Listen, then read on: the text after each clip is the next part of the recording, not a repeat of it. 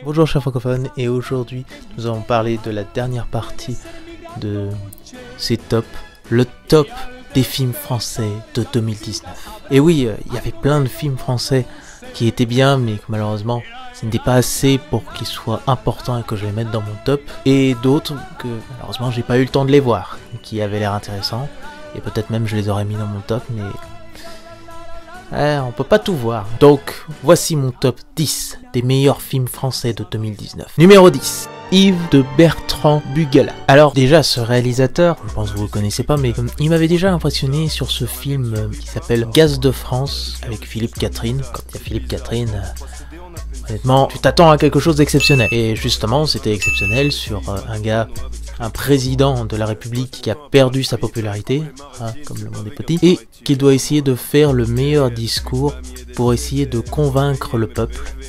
Et il décide de faire venir des personnes d'horizons différentes, ceux qui sont avec lui et ceux qui sont contre lui. Et ça va vraiment loin et il est vraiment impressionnant ce film.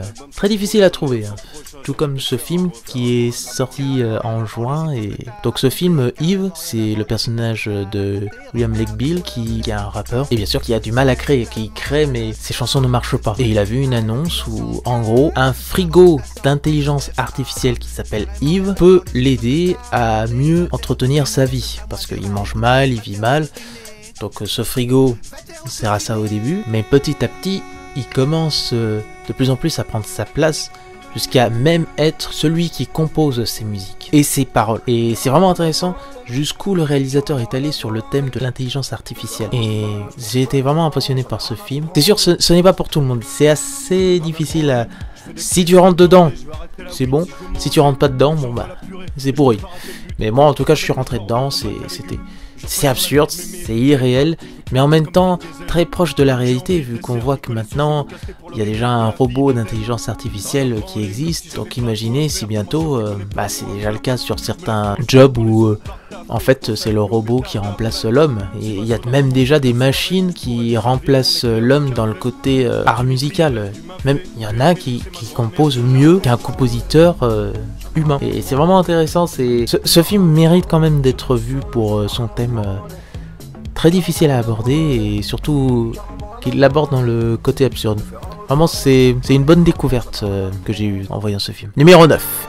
Le Dain de Quentin Dupieux. Alors, Quentin Dupieux, c'est un réalisateur dans le domaine de l'absurde qui même a vraiment changé le domaine de présenter quelque chose d'irréel. Parce que justement, c'est peut-être pour ça que j'ai eu du mal avec Bertrand Blier, parce que il n'arrive plus vraiment à montrer quelque chose d'irréel et en même temps qui te fait réfléchir. Et là, dans ce film, c'est irréel parce que le personnage Jean Dujardin, qui a un gars paumé et qui dépense tout son fric pour acheter le plus beau manteau fait avec du daim, l'animal, et qui est possédé, et qui en fait est un peu schizophrène, qui est un homme perdu et qui décide de réaliser un film. Enfin, il s'est dit comme ça, je vais réaliser un film, et ça devient petit à petit un slasher.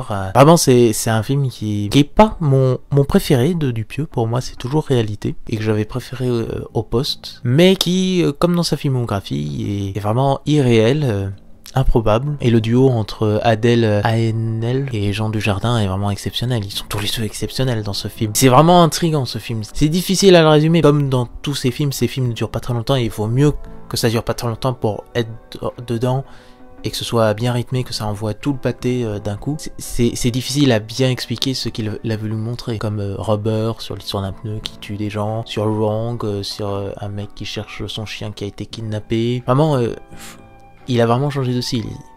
Moi je pensais qu'il allait plus jamais revenir en France tellement la déception qu'il a eue avec Steak que les gens n'ont pas compris. Alors, et c'est normal parce que tout le monde croyait que c'était un film sur Eric Ramsey alors que c'est à la base plutôt un film de Quentin Dupieux. C'est l'un des plus grands réalisateurs de cette décennie. Il mérite le coup d'œil. Numéro 8. Rebelle d'Alan Modoui. Alors ce film c'est vraiment une surprise, j'avais vu la bande-annonce, je n'attendais rien du tout, et pourtant j'ai été surpris parce que pourtant le réalisateur avait fait La Vilaine, qui était pas mal, mais sans plus. Mais tu voyais déjà le style de montrer des personnages féminins différents de ce qu'on a l'habitude de voir, quoi. C'est vraiment intéressant. Et sur celui-là, sur Rebelle, t'as le personnage de Cécile de France qui arrive dans une usine de poissonnerie, qui y travaille, et avec ses deux amis, il tue le directeur. Et il y a du pognon. Et c'est un énorme bordel. Et sérieusement, c'était presque du Scorsese, du Tarantino, tellement c'est quiproquo en quiproquo, c'est rythmé, il y a des twists, tu t'y attends pas, mais tu as un trio magnifique avec Cécile de France, Audrey Lamy, Yolande Moreau. Ouais, et ouais, l'histoire est vraiment, c'est proche du polar, mais un polar très noir et très sale, pas les polars que vous voyez genre années 30. Gabin, et plus des polars très sales, très d'actualité. Après on voit quand même qu'il y a beaucoup de références à des films scorsésiens ou des films de Tarantino, mais il y a quand même le style, l'écriture, même il y a un gunfight à la fin vraiment insolite, tu t'y attends pas à ce gunfight, mais vraiment je vous en dis pas plus, mais c'est un très bon film français qui est encore une fois un film sous-estimé, peu de gens ont vu, vraiment j'ai adoré. Numéro 7, J'accuse de Roman Polanski. Alors, on va pas parler de ces accusations, et malheureusement, bon, il sera jamais condamné. De toute façon, il mourra et on se souviendra encore de ces accusations, donc on va pas parler de ça, on va pas parler du fait que il aurait jamais dû dire ça, que ce film J'accuse, ça lui représente. On va parler juste du film, qui est un excellent film d'enquête pour savoir si Dreyfus est le coupable, est un espion de l'armée prussienne, avec le personnage Picard joué par Jean Dujardin, encore lui, c'est son année aussi, Jean Dujardin, et Laurent Garrel pour jouer Dreyfus. Vraiment, tout est fait pour qu'on suive une enquête. Et puis, ce qui est assez étrange aussi, c'est comment le réalisateur filme Picard. On a l'impression ce côté cloîtrement qu'il y avait déjà dans le film Le Locataire, où il jouait aussi son rôle sur cette folie, je sais pas, j'ai senti une certaine folie qui s'émaillait. Les acteurs sont tous exceptionnels, sauf une, et malheureusement, ça donne plus de personnalité au personnage Picard. Emmanuelle Seigné qui joue mal. Sérieux, c'est juste parce que c'est la femme du réalisateur qu'elle est là, parce que elle ne sert à rien, elle joue mal, et cette romance, elle casse le rythme de l'enquête. Honnêtement, il n'y avait pas besoin de ça, tu pouvais suivre l'enquête et c'est bon. Mais si tu enlèves cette amourette, ce film est exceptionnel sur son enquête, et puis assez d'actualité quand même. Et honnêtement, ça fait longtemps que Roman Polanski n'a pas fait un film aussi impressionnant depuis Le Pianiste. Ouais, ça fait loin, hein, mais il m'a impressionné quand même pour un mec de 80 balais. Hein. Bravo Vincent Pérez, je ne m'attendais pas du tout à ce qu'il y ait Vincent Pérez.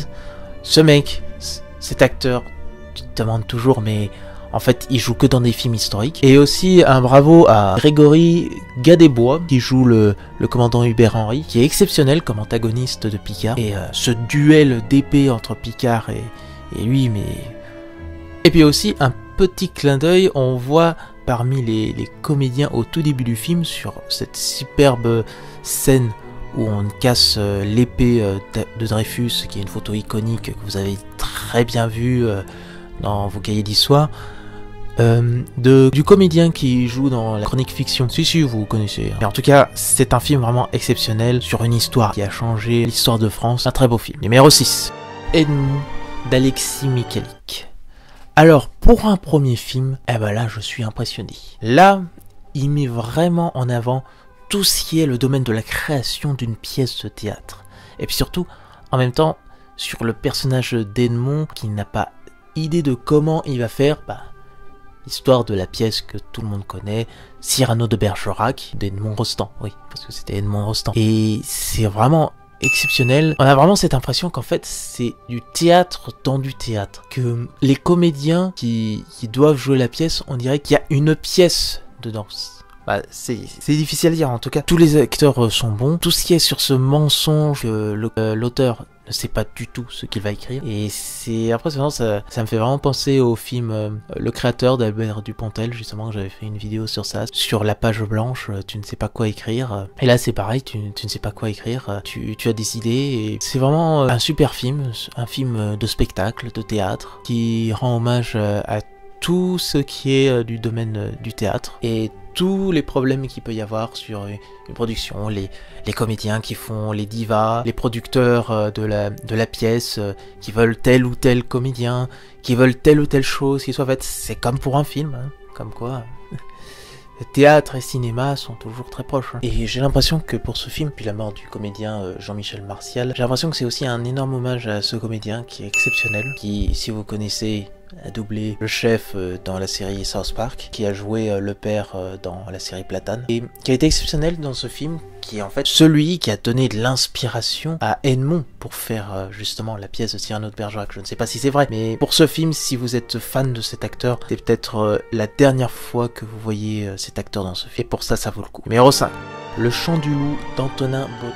Alors là, si j'avais su qu'on pouvait faire ces genres de films, là ça montre bien que en France, on peut faire des films blockbusters comme ça. J'ai jamais vu un film qui a mis autant le côté immersif de l'univers du sous-marin, et le réalisateur est vraiment allé à fond sur le domaine de la généralité, ce qu'il y a dans la direction justement entre les commandants, les capitaines, les amiraux, les règles qu'ils doivent se respecter, et la tension qu'il y a, bien sûr, le chant du loup, le son que tu entends comme un loup quand tu as le sous-marin qui arrive. Bon, le seul bémol, c'est un peu comme J'accuse, dommage, c'est la romance qui arrive juste pour donner un peu plus de personnalité au personnage de François Civil, mais sans plus, on s'en passerait. Mais à part ça, c'est un super spectacle de bataille sous-marine avec des acteurs, Mathieu Kassovitz, bien qu'on peut lui en vouloir de tout ce qu'il dit comme connerie, mais en tant qu'acteur, il est bon. Ou encore Adek Kateb, Omar Sy, ça fait du bien de le voir dans un rôle différent. Ce film est vraiment beau, la colorisation est belle, et vraiment, c'est un film à voir au cinéma, pour être vraiment immergé dedans, avec le son qu'il t'envoie, pour être vraiment dedans. En tout cas, c'est un spectacle magnifique à voir. J'espère que ce film va avoir des Césars, parce que il le mérite. Numéro 4.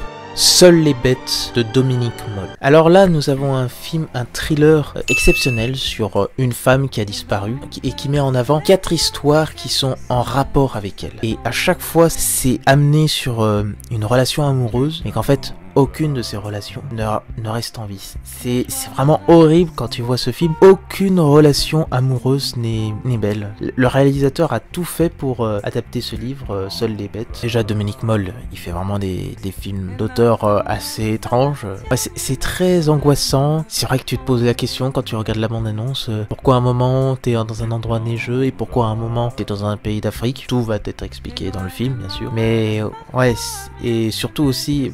Ce que j'ai adoré, c'est vraiment l'un des thèmes sur les pièges que tu peux avoir sur internet. Intéressant de montrer la manipulation des données.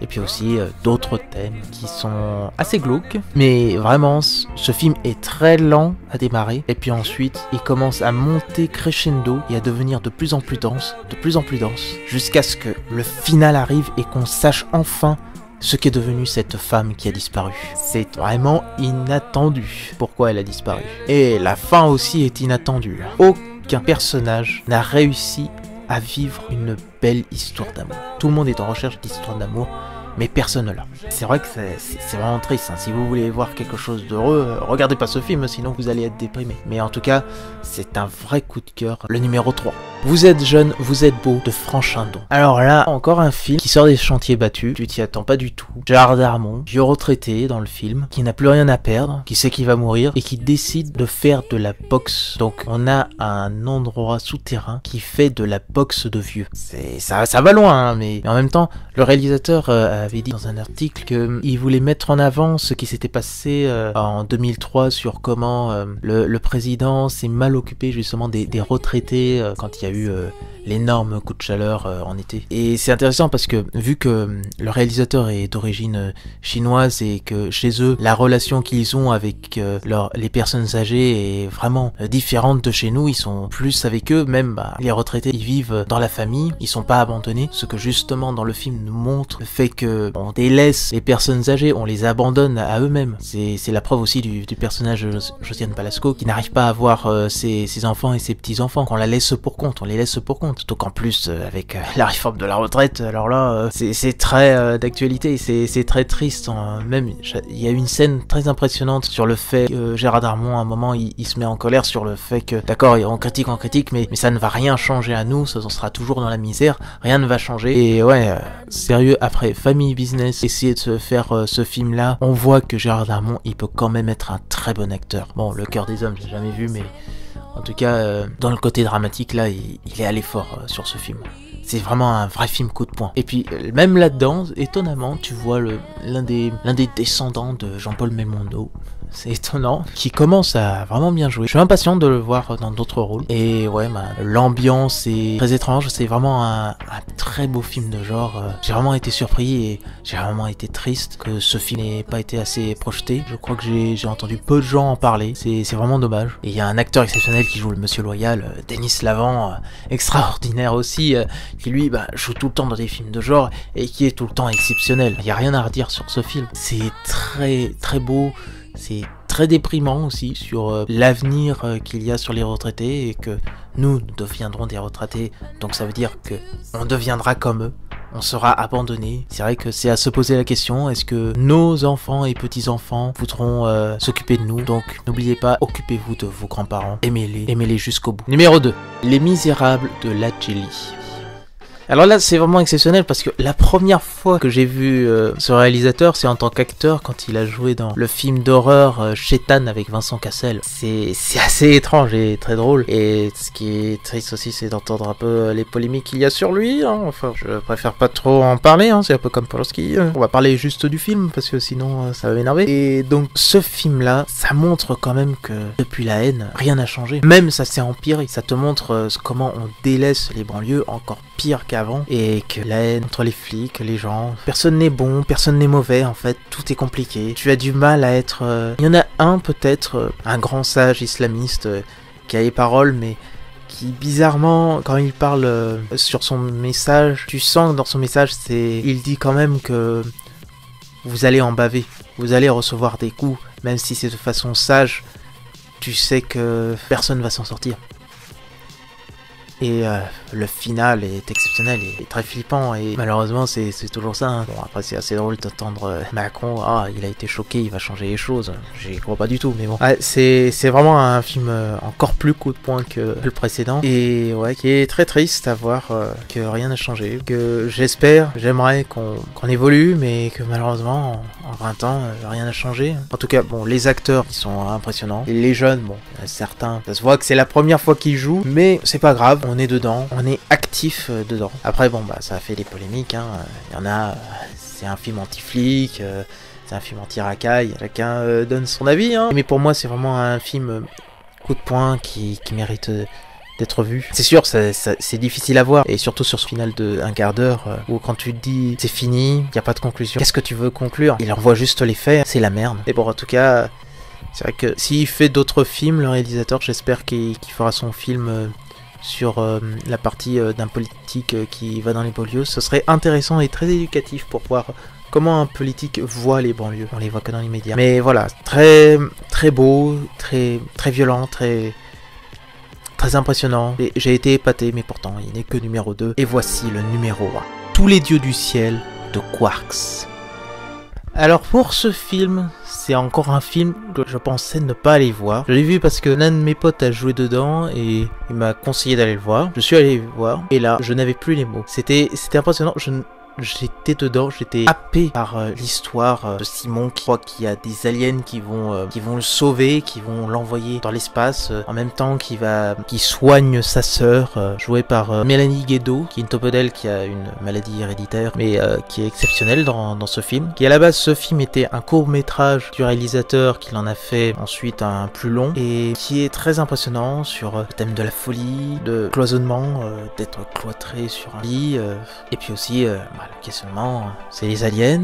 Est-ce qu'il est fou? Est-ce que ce monde est fou? Vraiment, c'est très angoissant. Et même après, tu te dis c'est fini et t'as encore un quart d'heure où ça va encore plus dans l'angoisse, plus dans la folie. Tu ne sais jamais si t'es dans le fantastique, si si tu es dans la folie, c'est assez compliqué, mais en tout cas le réalisateur nous emporte complètement avec ses cadres, sa colorisation, sa mise en scène, et puis bien sûr les acteurs, surtout l'acteur principal, Jean-Luc Cochard. Ah bah là, je dis encore, désolé, oui, désolé, j'ai critiqué Taxi 4, il a joué dans Dickeneck qui est super, mais voilà, ouais, c'est un des acteurs qui mérite vraiment jouer un peu plus. Après c'est drôle, hein. C'est pas la première fois qu'il joue dans ça, il a joué dans un film d'horreur qui s'appelle Captive, qui est très angoissant. La musique nous emporte. Je ne peux pas résumer le film, parce que résumer le film, c'est déjà vous raconter toute l'histoire. Et même je crois que j'en ai trop dit. Mais vraiment, allez le voir, essayez de le trouver, parce que lui aussi, il est tout aussi compliqué. Là en ce moment ils essayent de tout faire pour que le film sorte en DVD et en Blu-ray et en super édition. C'est vraiment une expérience vraiment exceptionnelle qui te change, qui te montre une vision vraiment différente du cinéma francophone, parce qu'il est à la fois belge et français ce film. Et ouais, pour moi c'est mon top, c'est celui qui m'a touché le plus, qui m'a emporté, qui m'a fait rêver, qui m'a rendu fou, qui m'a touché, qui m'a ému. Vraiment ce film, il y a certaines scènes qui sont assez violentes mais de façon émotionnelle. Il y a beaucoup de la torture psychologique et corporelle. Et puis bon, bah, l'actrice Mélanie Guédot, qui est une mannequin à la base, qui ne parle pas beaucoup, mais rien que sa présence, quand tu la vois, tu vois rien que dans ses yeux, ses émotions. C'est vrai que c'est ça, donc critiquer des fois les actrices qui ne parlent pas, regarder l'émotion, parce que dans le cinéma muet, c'était comme ça à la base, tu regardais l'émotion du personnage qui essayait de retranscrire son émotion pour vraiment comprendre ce qu'il veut dire, rien qu'avec le visage et pas avec les mots. Et justement, elle le fait très bien. Et j'espère la voir dans d'autres films, parce qu'elle est vraiment exceptionnelle. Et peu importe pour son physique, ça, on s'en fout réellement. Moi, c'est le jeu, c'est la mise en scène. Et en tout cas, bravo pour ce film. Ce film mérite vraiment d'être vu. Il mérite vraiment qu'on s'en souvienne. C'est vraiment dommage. Là, c'est comme Vous êtes jeune, vous êtes beau. C'est un film qui est sorti dans très peu de salles. Et ça m'énerve qu'on n'essaye pas de vendre ce genre de film, qu'ils arrivent pas. Mais c'est un film ovni, ok, mais justement, c'est justement ce que j'adore, les films ovni, les films, il n'y a pas besoin d'un genre particulier, il y a plusieurs genres dedans, comme je l'ai dit dans Atomic Circus. Pour moi, il est exceptionnel sur tous les genres possibles. Et ce que j'espère aussi sur les prochains films qui sortent, là par exemple Adoration, qui a l'air tout aussi exceptionnel sur une histoire d'amour psychologique, enfin de folie. J'ai vu des films vraiment exceptionnels là pour cette année 2019.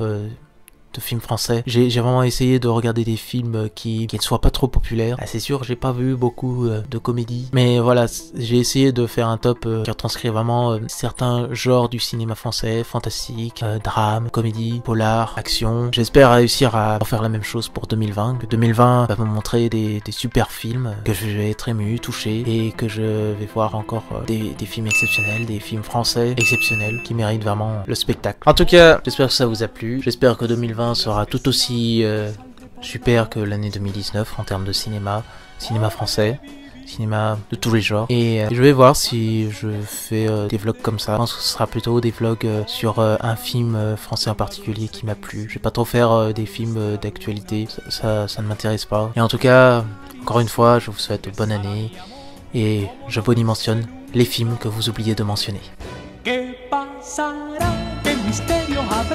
Puede ser mi gran noche.